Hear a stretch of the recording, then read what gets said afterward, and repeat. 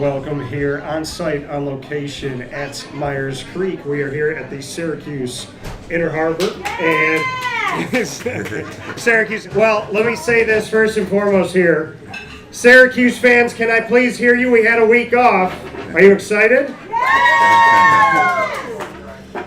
Some of y'all just sat there, y'all mad.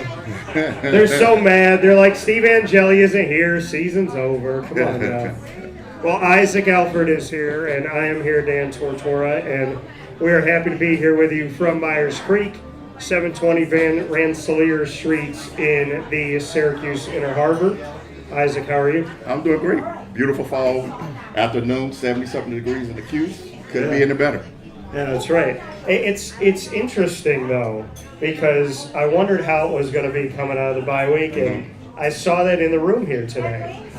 Some people got really excited, and some people just sat here and were like, I got an orange hat on, but don't you dare talk to me about Syracuse right now. Hey, they're enjoying their weekend. I know. So, I mean, I guess the question is, how do you feel right now with the team at 3-3? We're exactly halfway through the season. You and I thought that Syracuse, with a healthy squad this year, we thought preseason-wise, they were going to go 8-4 if everybody was healthy. So where are you at right now? Well, I think looking at the schedule and what they played so far, I think the team is kind of right where they should be. You know, I think the surprise is the victory against Clemson in the conference. I think if you looked at the schedule at the beginning of the year, we probably would have said they probably had the victory against Duke at home, and maybe the loss on the road to Clemson and SMU. But right now, I think they're right where they're supposed to be. Injuries are part of the game, unfortunately, and like you said, Steve is not with them. And that was a lot of high hopes with that. As you see him coming into the season, you start to get his feet under him, and the team started playing for him. So I think they're right where they should be at. Yeah, you know, I mean, listen, people go through injuries, they go through tough times. There's nothing you can do about that, right? Right, that's part of the game. You know, it's part of the game, and unfortunately, Syracuse is one of those teams that's currently having to deal with that right now. And there's other teams around the country that have done it. It's interesting, though, because Pitt started with Eli Holstein, right? And now they've switched to their young gun. And now Syracuse has been forced to switch to Ricky Collins Jr. But there was a time in Syracuse, New York, when people were excited about Ricky. Oh, yeah. I mean, coming at the end of last season. The backup quarterback's always the fans' favorite. Yeah, that's right. And so there was a time where people were really excited about Ricky. But, I mean, what are your thoughts on Ricky right now? I guess we'll start there. I think the experience is what he's really lacking. Coming into the season, you know, like you said, coming from LSU, I think that would really attracted a lot of fans' attention. You know, you got a transfer coming out of LSU. He spent spring ball here. He won the job, but still, like you said, the coaching staff knew that they need something else, so they went back into the portal and brought in Steve for competition-wise. And I thought that was really smart of them because, you know, if the quarterback doesn't have any competition, then, you know, you just couldn't really just give it to Ricky just like that. You know, he had to earn it, which he did in the spring, and he had to fight for it in the fall. So I just think he just got to learn the game. The game got to slow down to him. Like you were saying, he has a big arm, but I think the coaches really need to give him plays that he's comfortable with. And I think Jeff Nixon's offense is a pass-first offense, but it needs to be a little bit more balanced with the run game to help, you know, take a little pressure off of Ricky. Well, and I think, you know, and I brought this up. I brought it up with Jeff Nixon when I had the opportunity to speak with the offensive coordinator this week.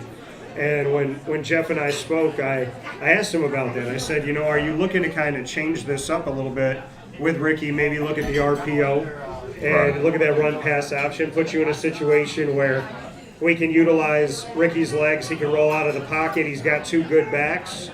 And if they end up cheating toward him, right, he could dump it off to Dan Villari, who's been a great tight end.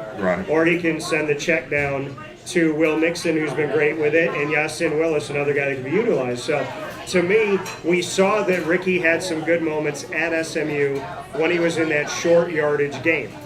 When he was just going through those short passes systematically toward the sideline over the middle.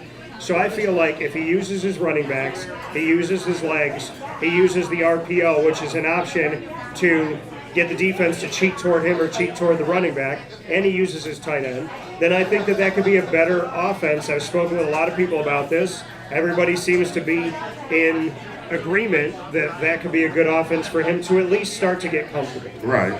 I think really, like you said, with the bye week, they definitely just got to look and see what the team does best. Running, passing, they got to play to the team's strength. Thank you. And we've seen this same Pitt team. We take them to Yankee Stadium and run the Wildcat with them. With Dan Willard. So, you got to do something different. This is the same Pitt team that we played last year, and it was probably the worst game on the Fran's round career here at Syracuse. I told you, I think it's the reason why me and this one girl stopped dating. Exactly. Because it was the first Syracuse game she saw with me. Yeah, it was that bad. It ruined relationships, Yeah, So, no, I just think that they really got to go back to the drawing board, find out what works real well for the team, and it just can't be put on Ricky to figure this out. The whole team got to step up and play better, and hopefully that will lead to a better outcome. Well, I guess that's the question is how much do you put on Ricky and how much do you put on everybody else? Because when I was talking with Jeff Nixon, like I said, the offensive coordinator, he said, I got to coach a better game. Right. And he said, I know it looks like it might just all be Ricky, but it's all of us. Sometimes it's different parts of the offense.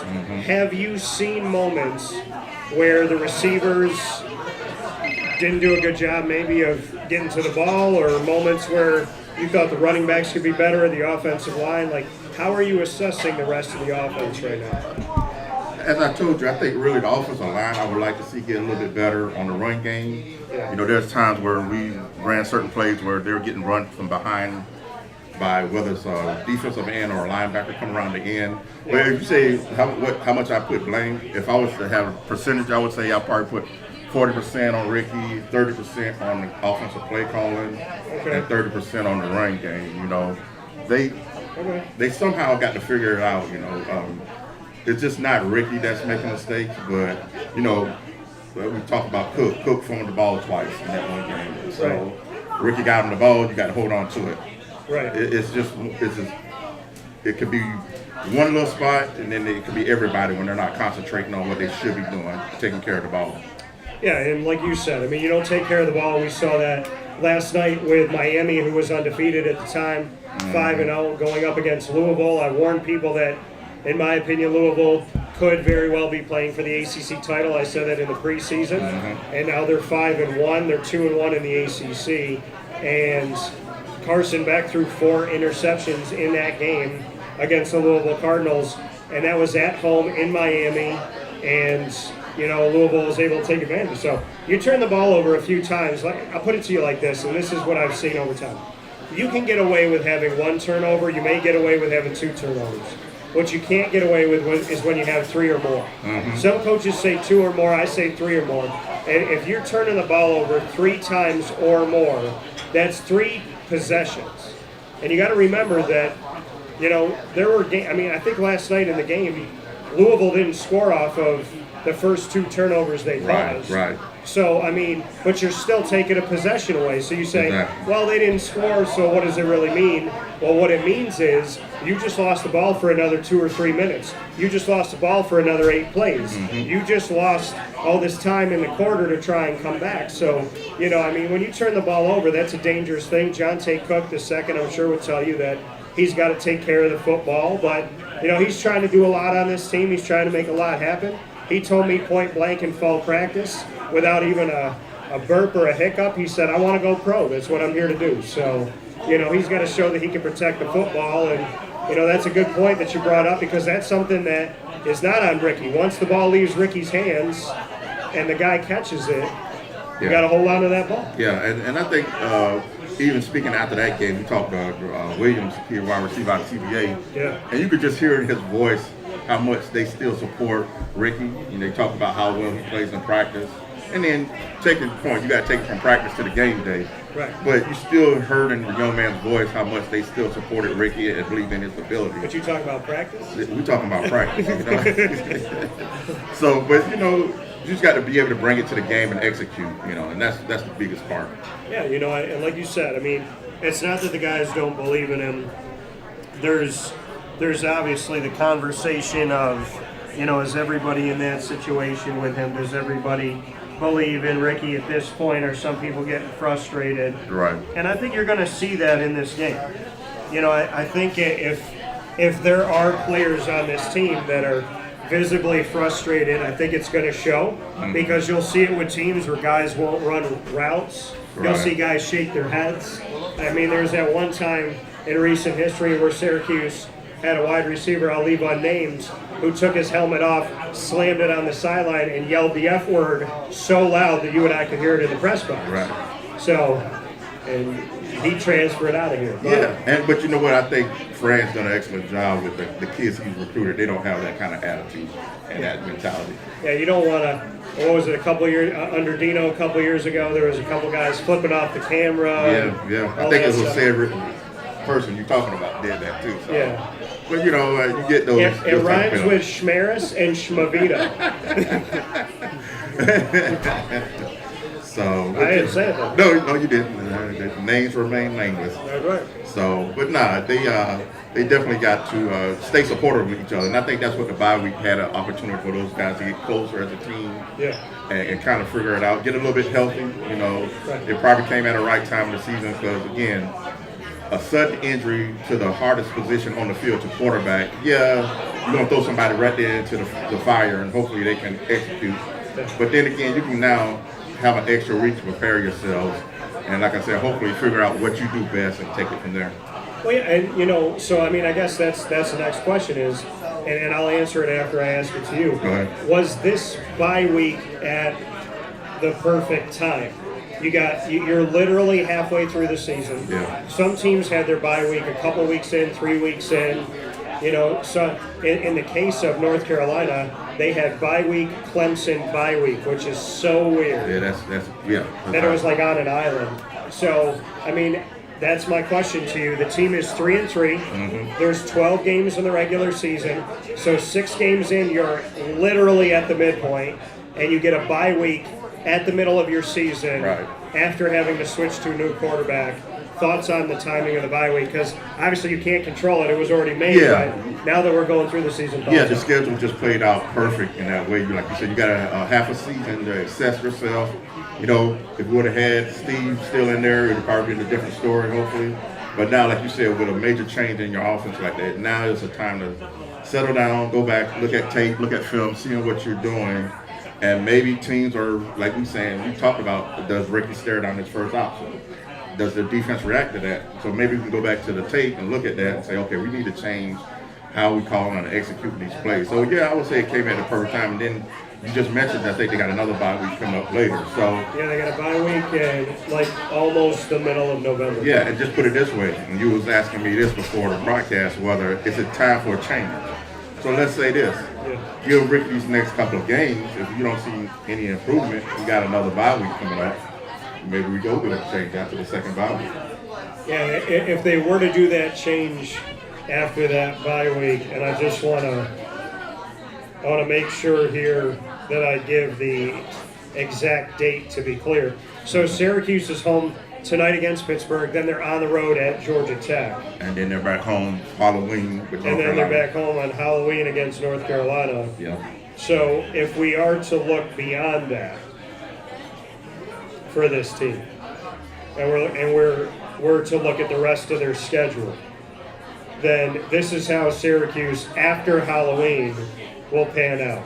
So the Orange will be, Halloween will be a Friday night, and then they'll be at Miami on November 8th, and then they have a break from November 8th to November 22nd. Mm-hmm. So they have 2 weeks off because of that bye week, and then they'll be back at it against Notre Dame on November 22nd, and then they'll have Boston College at home 2 days after Thanksgiving on November 29th. So, I mean, essentially, you would be saying, give Ricky Pittsburgh, Georgia Tech, North Carolina, Miami. Right. And then break, and then you'd have potentially Luke Carney or Jakari Williams for Notre Dame and Boston College. Yeah, and then if you were trying to protect the red shirt, the schedule lays out where you're protecting the red shirt. And then again, if you're not, then you get, hopefully Ricky's getting valuable playing time with other teams. up to a higher level, and if he's executing, then we may don't have to make that change. Yeah. But that's the possibility that you can look at that and say, okay, second bye week, we're whatever the record is, what we are. Okay, let's try to maybe give something for the future and look at what the future may be.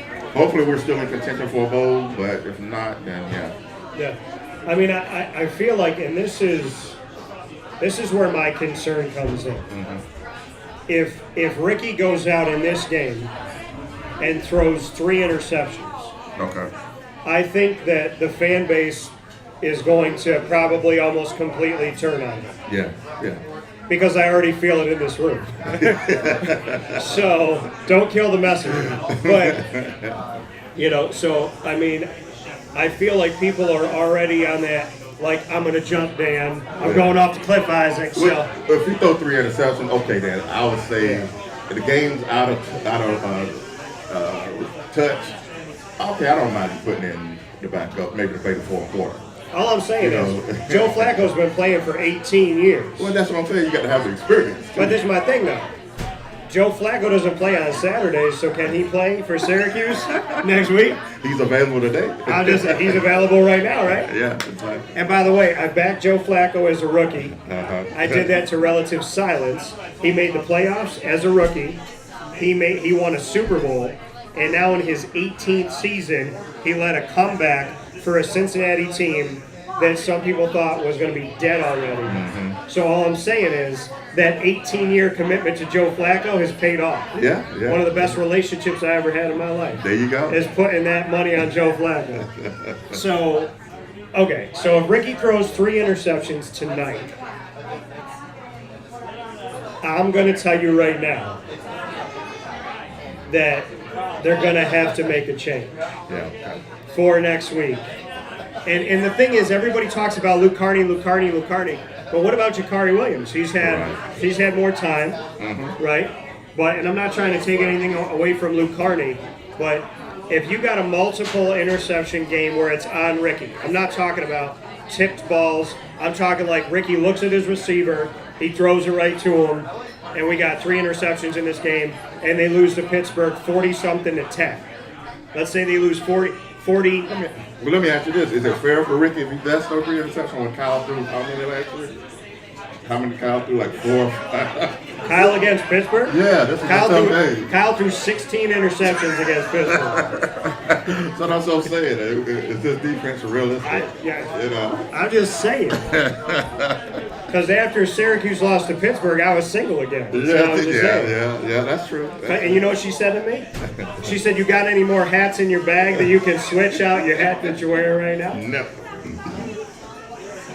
And I was wearing a Syracuse hat in a Syracuse bar in New York City.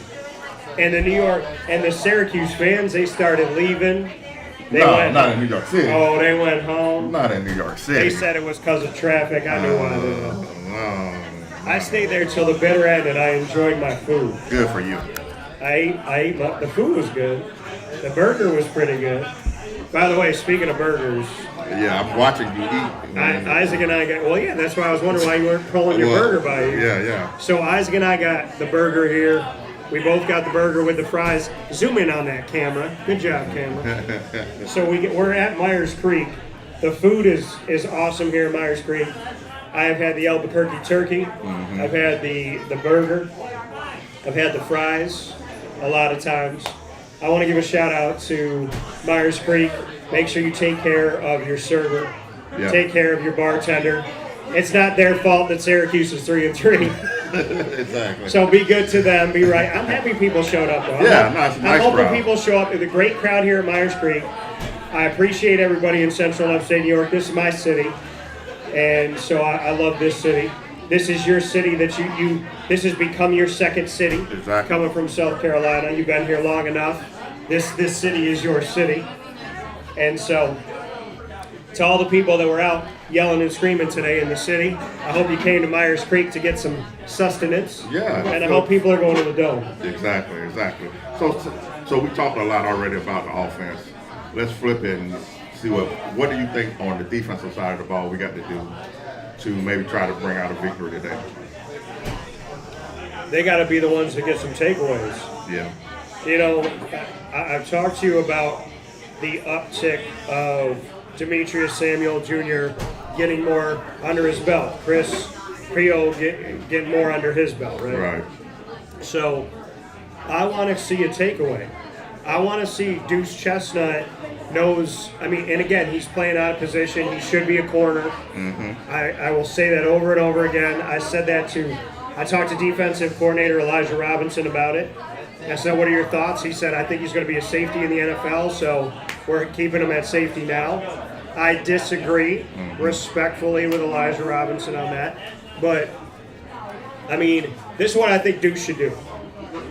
Go out there as safety and then tell Chris Pio, be like, yo, my man, I got this. And then jump the route, and then he takes up, Chris Pio drops back, and Deuce Chestnut goes, intercepts it, brings it to the house, and then he looks at the coaching staff and goes, can I play corner now? Well, that's a little inverted coverage there. Yeah, I think he should. Yeah. I think Deuce is the best shot they got at corner right now. Mm-hmm. So what do I think about the defense? They got to create takeaways. Antoine Delorier is a true freshman linebacker.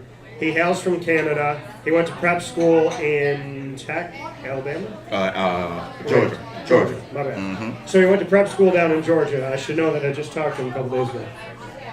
But he went to prep school in Georgia, and he has been the best linebacker on the team this year. Mid-season All-American. He is. Mm-hmm. I mean, like, to me, and I have the opportunity to vote in some things week by week.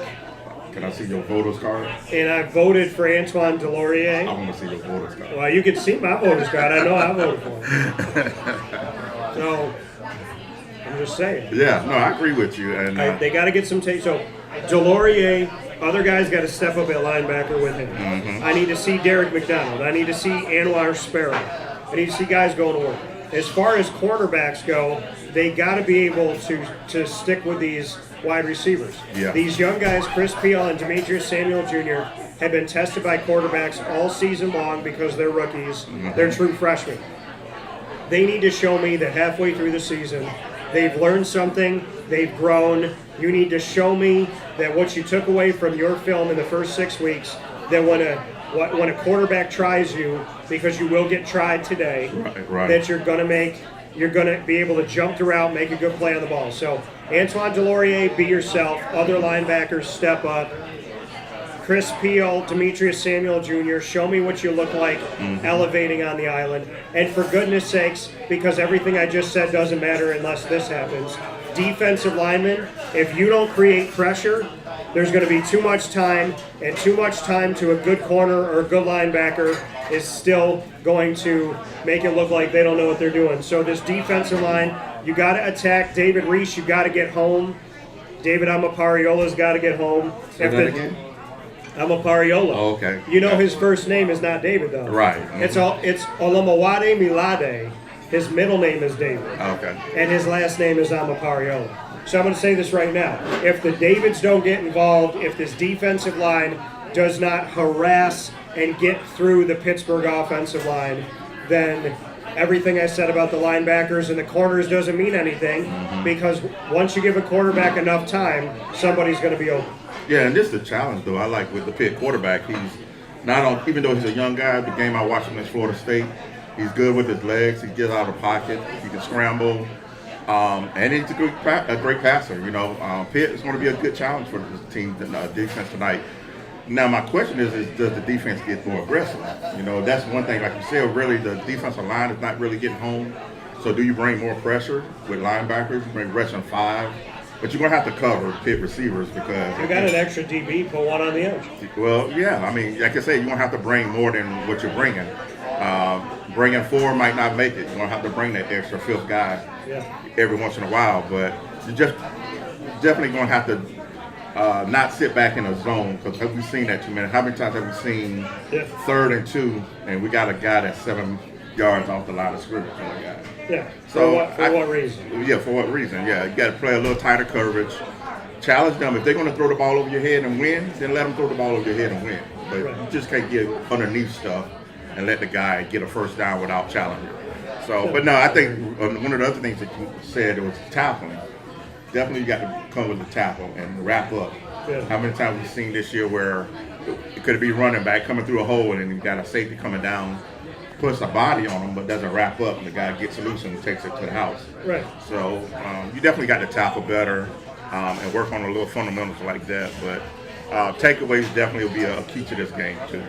Yeah, you talked about the running back situation. I'm going to let you all know about Pittsburgh because they always seem to run the ball well. Mm-hmm. And so Pittsburgh right now with Reed, he has 36 carries, 187 yards, and a touchdown. Well, he was a little banged up. I think he just came back, so.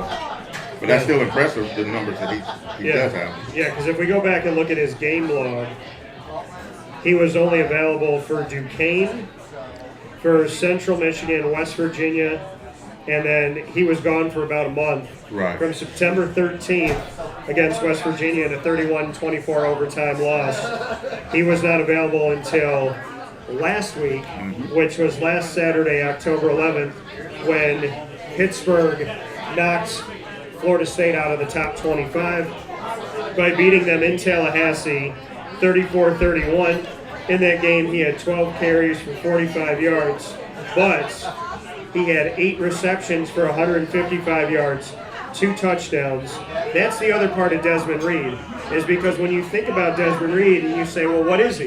Is he a running back or is he a receiver? If you look at him by the numbers, especially last week when I was voting, he looks like a wide receiver by the numbers. Right. He does both really well. You know, they can put him in the flat. He can run a wheel route and take the linebacker down the field and score on him. That's a mismatch on the field.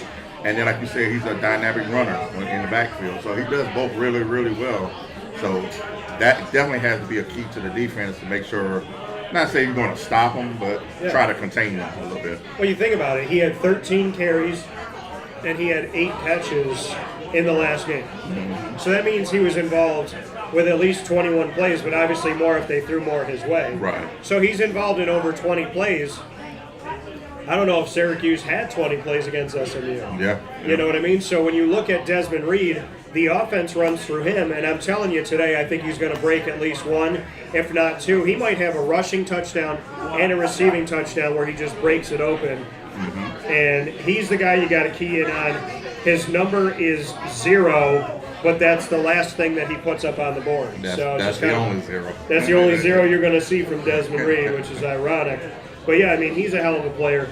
And then you look at Turner, 38 carries, 182 yards. He has 4 touchdowns for the team. Yeah. And then Goff has 46 carries, 179 yards, and 3 touchdowns. So you're looking at 3 running backs that have at least 1 score this season. And if Reed is going to be involved in the passing game more, Goff and Turner are going to be there in the rushing attack. Goff wearing number 26, and then Turner wearing number 25. Yeah. So you got 3 running backs on Pitt coming into this game that can all be a nuisance to Syracuse. And with Desmond Reed being out for about a month, you see that these guys stepped it up, and between the 2 of them have 7 rushing touchdowns. Right, and then you get a Reed back that has fresh legs.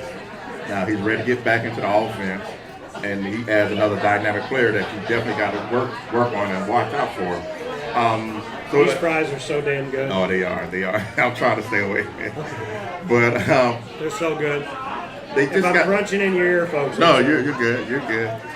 But no, they definitely just got to pay attention.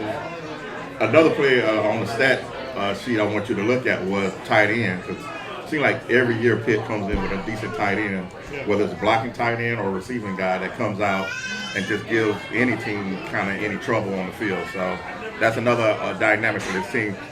I can't remember what coaching staff it was, but I know early in my coverage of the team, it was against Pitt. I think it might have been Greg Robinson era. But literally the last few, it was a close game in the 4th quarter. I don't think it was Pat Narduzzi, but what era? Greg Robinson. The era where they lost to the Akron Zips. Yeah, but this is funny though. Whoever the OC was, they ran the same play, but just flipped it for like the last 3 minutes of the game. And Syracuse definitely needed the ball. And it was like running plays. It wasn't even, and they were setting the pass up. And then what did they do? Syracuse was all for the fake touchdown pass. Well, you and I both know that Syracuse, no matter who the coach is, they struggle to guard the middle.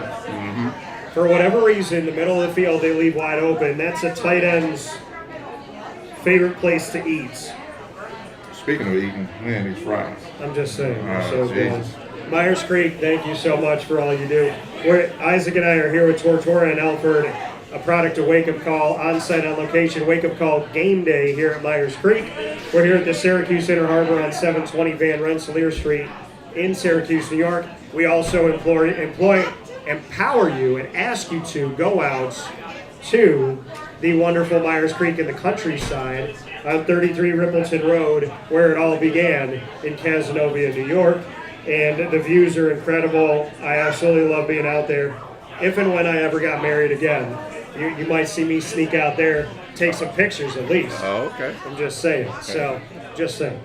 But we thank you all for being out here. Of course, Wake Up Call game day is every home game for Syracuse football. So you see us today, you will see us for the pregame Wake Up Call game day live on Halloween when Syracuse gets ready to take on North Carolina on Friday, October 31st. We'll also be here at 4:30 p.m. because that is a 7:30 kickoff as well. And we'll be with you 2 days after Thanksgiving, all talking out. And with Isaac and I passed out in the corner from all the turkey. But we'll be here on Saturday, November 29th, when Syracuse finishes their season against Boston College. So the tight ends, this is where I got to give you some bad news, Isaac. They don't have one, they got two. Yeah. So they got Holmes, who's had 10 catches for 96 yards, and Thomas, who's had 7 catches for 93 yards. Each of them has a touchdown. So Thomas has 1 and Holmes has 2. And so I'm going to tell you right now, if Holmes catches a touchdown, my tagline is going to be, Sherlock, we're going Holmes. And I'm going to say... But doesn't it always work that way, though? In Syracuse, they get one? I'm just saying. Look out for Desmond Reed tonight and a Pittsburgh tight end getting a touchdown. I'm calling it right now. Yeah. There's going to be at least 2. Desmond Reed's going to get 1. I think it's going to be a big one. I think he's going to get 2. One of them's going to be a big breakaway. All right. And then Holmes or Thomas is going to get it. So that's just what I think is going to happen. No, I believe you. It always works that It's way. going to be. Listen, if Syracuse was good right now, and they were 4-2 right now, or 5-1 right now, and they had Steve Angeli, I would still be concerned about Pittsburgh because Pittsburgh has been a thorn in Syracuse's side forever. And I call it a rivalry game, but with all due respect, it's been on the side of Pittsburgh more often than not. Ever since Pat Narduzzi got there, since the Scott Schaefer days, it's always been a tough battle. Even high-scoring games, even in Pittsburgh. What, You 70 wanna to know 60? why? Why is that? Because Pat Narduzzi's Italian and he dresses well. Okay, I give you that one. He got some good suits. Yeah. I had my pinstripe ready for him this year at ACC kickoff. I said, I know you're always going to look fresh, Coach, so I had to be ready, but I had to get my pinstripe ready for him. Okay. So, Kept it in the family. I think I hung with him. This, I remember when Doozer came over from Michigan State, became a head coach at Pitt. I remember him walking down the side to come on the stage at ACC kickoff the first year he was there. I've been with him the whole time. Right, yeah. I got a lot of respect for him. Yeah, I definitely do too. He does an excellent job at coaching the program he's doing. He probably only had 1 or 2 down years. Other than that, Last year. Yeah, and he's always been in 2 ACC championship I want to games. say in the Coastal Conference side of the game. And 1. He's always been there. So yeah. Like he has an ACC title. Right. How about that? Yeah. That says something, Well, He has one in Miami, don't. Look at that. and you know what? What did I say? I'm like, every year Miami always has a moment where in the last few years they falter, they trip, they fall. They fell last night. Yeah. And now it's Louisville. We could see an ACC championship between Georgia Tech and Louisville. Yeah. We I could see see that. Duke still. It's crazy. Virginia, who people left for dead. I mean, you think about all the work that has been done in Virginia. So with Tony Elliott, shout out to him. Shout out to the fact that they didn't fire him. Yeah. So, I mean, this is a really interesting ACC this year. And I'm excited to see what happens, but I want to go back to a point that I said with you, like, was it a good time to have a bye week? Okay. And in my opinion, I think it was a perfect time. Number one is at your midway point. So in the brain of a player, it's like, well, that makes sense. I play 6, I break, I play 6 more. Right. So to me, it's perfect timing to do that. You're 3-3. You got a 500 record. You're trying to figure out, are we going to go above the equator or below the equator? Because we're right at it. Mm-hmm. So a really good time. It gives your backup quarterback an extra week.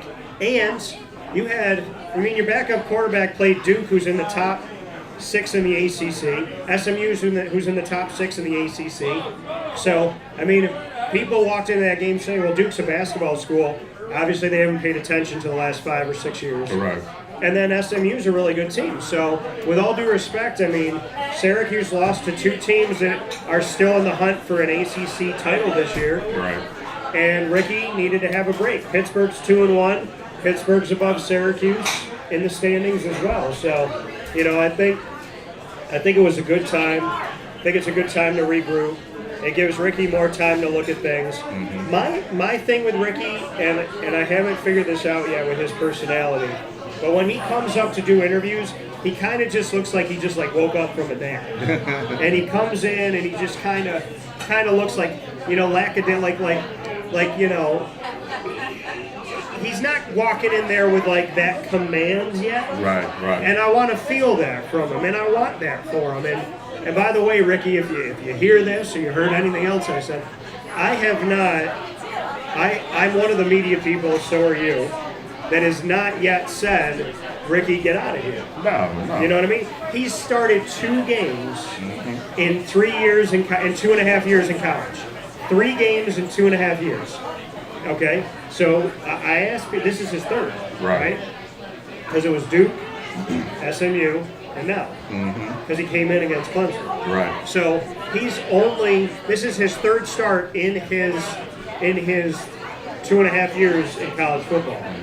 So I just feel like people should relax. Now, I will say, if he does throw multiple interceptions in this game or fumbles the ball multiple times, if he has a bunch of turnovers that are on him, then I would say it would best serve Syracuse to look at putting somebody else out there just to get a different look or a different feel at it. And whether it's Luke Carney or Jakari Williams, just because, the bye week was good.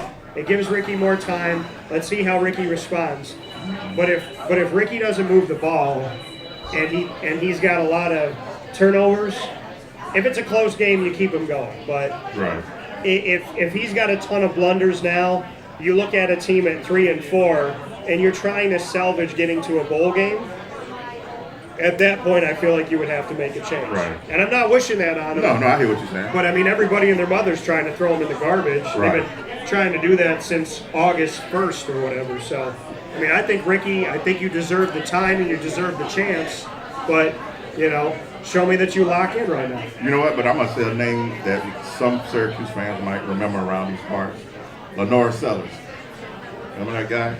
Yeah. I just before the broadcast, I sat back and watched the game against Oklahoma today with him. Coming into the season, everybody was saying he's top. Dog your own state. No, I'm just saying, though. I kind of look at him, and I'm saying him and Ricky's on the same level, but he had a whole year to play last year to kind of get his feet wet. Yeah. He come into this year, and everybody saying he's a Heisman candidate. He's this. He can, win a lot of games for South Carolina. But, I thought so, yeah. you look at him, he's had some issues in his game, and he's a young guy, too. He's got to learn certain traits as a quarterback, get rid of the ball, don't take sacks running around. Sometimes your legs can be a blessing and sometimes can be a curse. Because sometimes, he can make fantastic plays with his feet and get out of the pocket and scramble. And sometimes it costs him where he's trying to hold on to the ball and do too much.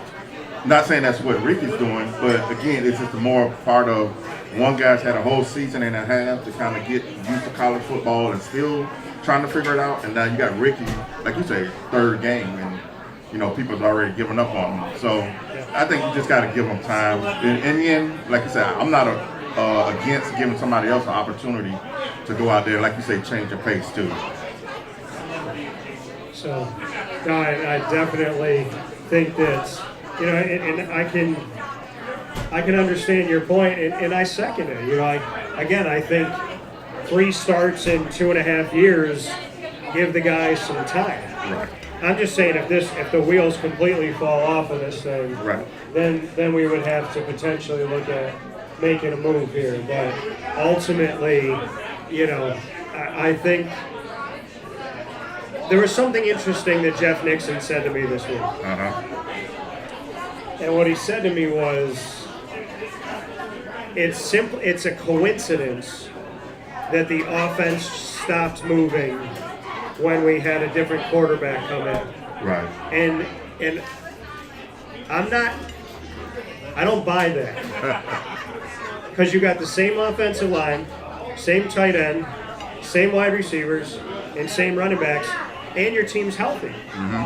Right? You're not talking about the left tackle's out, the right tackle's out. You got one of your two running backs out. You got a wide receiver, your top two wide receiver, one of those guys is out. Your tight end's not playing. We're not talking about that. I mean, I think it's a lot to ask somebody to say the only thing that switched was Angeli to Collins, and it's completely a coincidence that the offense stopped moving. Right. Because that's also not giving any credit to Steve Angeli. Well, no, I would say this. What was the word that the coaching staff said that the reason why Steve won the job? They had better command of the offense. Right. So Ricky struggles and the offense struggles. I mean, yeah, it's not a coincidence. I mean, that's what it is. Ricky's struggle helped lead the offense in their struggles. I would even say that the offensive run game under Steve Angeli wasn't up to par like I hoped it would be. Because Jeff wanted to throw the pass, right? Throw the ball somewhere. And that was the advantage that Steve gave them. But like I said, you can't just put it all down. You can't put. Even if Steve was in the game, which I wish he was, I would still hope Jeff would kind of put some of the carries into the running backs and give them an opportunity, and the offensive line an opportunity to play tough, hard-nosed football, as they like to call it. Yeah. But you can't constantly ask your offensive linemen to backpedal and pass protect the whole game. Yeah. And all of the defensive coordinator is going to do is continue to bring pressure. More pressure to cause issues with the quarterback. So that's what it really, to me, my opinion. Well, that's what Jeff Nixon's saying, that he has to call the game better. Maybe this is time to start running the ball a little bit. I mean, you got Will Nixon, his son, and you got Yastin Willis, and you got other guys. I mean, there's no reason why you shouldn't run the ball. And I'm telling you this right now, if they struggle to move the ball tonight, I'm okay with them running a reverse or having Jonte Cook in motion and just letting him take the ball because of what he can do once he has the ball in his hands. Right, yeah. How about a little 12 personnel? Put two tight ends on the field. Make it give Pittsburgh defense something different that they didn't, take. Try to do something opposite. I mean, I know we always like to come out with 3 wide receiver sets. Right. But the 2 tight ends are going to help your running game. Exactly. That helps shore up that end of the offensive line. So. And it makes your line taller. Right. So maybe they can't see Ricky. Well, is he back there? I don't know. But see, you just said something about taller. That was I was hoping coming into the season. You looked at the offensive line. We got guys 6'4", 6'5", 6'7". Okay, I was thinking we might have enough. So maybe they shouldn't put their hands down. Maybe they should just stand up the whole time. Maybe, but I thought they would have enough girls to help push the run game more. Be a bunch of maulers out there. But yet, no, we're still kind of trying to finesse it a little bit. But what did I tell you? They got the height, they got the weight, but it doesn't matter if they don't have the technique. Right. I agree. I definitely agree with that. It's all about footwork and hands. So, let's do a score. Uh-oh. What you got for me? Don't worry, because half the room when we wanted them to get up and get excited, they were like, nope. Nope. I wish people could have seen. We were like, hey, y'all happy about Syracuse? And like half the room was like, yeah. And then the other half of the room. But you know what, the other half of the room was like this. But you know who 2 people that was happy? And I just realized it was 2 Pitt fans sitting right here. Yeah, the Pitt fans were cheering. They're like, hell yeah. We're about to eat good tonight. Exactly. We're about to eat at Meier Creek, and we're going to eat in the back. All right, let's say score. I would say 31-13 Pitt. You said that last part real low. What'd you say? 31-13 Pitt. 31-13 Pitt. It's like calling out bingo knowing that you lost. And we got B. Yeah, I think they just offensively. I think they're going to be hard to handle, and defense. That's Pat Narduzzi's wheelhouse. He's probably going to come with something that Syracuse hadn't prepared for, and it might be just a difficult task. But like you said, hopefully it's not because of turnovers. Yeah. And we can try to get Ricky more experience out there. And if not, then bring in somebody else. So Isaac said 31-13 Pitt. I will be saying 41-19 also Pitt. Okay. The 4 for Syracuse and the 4 for Pitt and the 1 for Syracuse has been in my brain. Okay. So at 41-19, because I got a premonition that I saw myself in the press box looking at you later tonight going like this, 1-9. Like when I was like I'm going to show you that I said 19. So I'm going to say 41-19, but listen. Backup quarterback, things happen. We hope that Steve gets better soon. Y'all need to hope in Ricky. Show Ricky some love. Cheer for Ricky. Act like you actually were cheering for him 3 weeks ago when you were begging for him to come out. 3-4 weeks ago. Keep that same energy. So keep that energy. And this is how I look at it. If you're a fan of a team, you're a fan of everybody on that team. So if you're a fan of Syracuse, whoever their quarterback is, whoever their defensive line, offensive line, kicker, you cheer for them because that's your team. Right. You don't need anybody to boo your team. They do that enough on the road. Exactly. So I'm going to say to the people that showed up at Myers Creek, thank you. Appreciate y'all. Love y'all. Hope y'all get to the game safe or watch it safely here. Drink responsibly as always. To everybody, I hope you go to the Dome. I hope you put your money where your mouth is, and I hope you go see the game. And I hope that my hat does not show us what's going to happen in the Dome tonight, which is doom. And I'm wearing this because of the goatee and because Robert Downey Jr. and, because I got a show called Superpower Pop. It's our entertainment show, and I got a feeling that doom is coming. How dare you. That's all I'm just saying. So with that being said, for Isaac Alford, myself, Dan Tortora, y'all have been great. Tortora and Alford here at Myers Creek. Wake Up Call Game Day Live, Syracuse, Pitt. We'll see you at the Dome in just a few hours. In the meantime, enjoy your food, stay safe, stay well, and as we always tell you, God bless, no stress, do your best. The next time I see you, it'll be past my birthday. Yeah. How about it? How about that? How about that? See y'all later. Take care.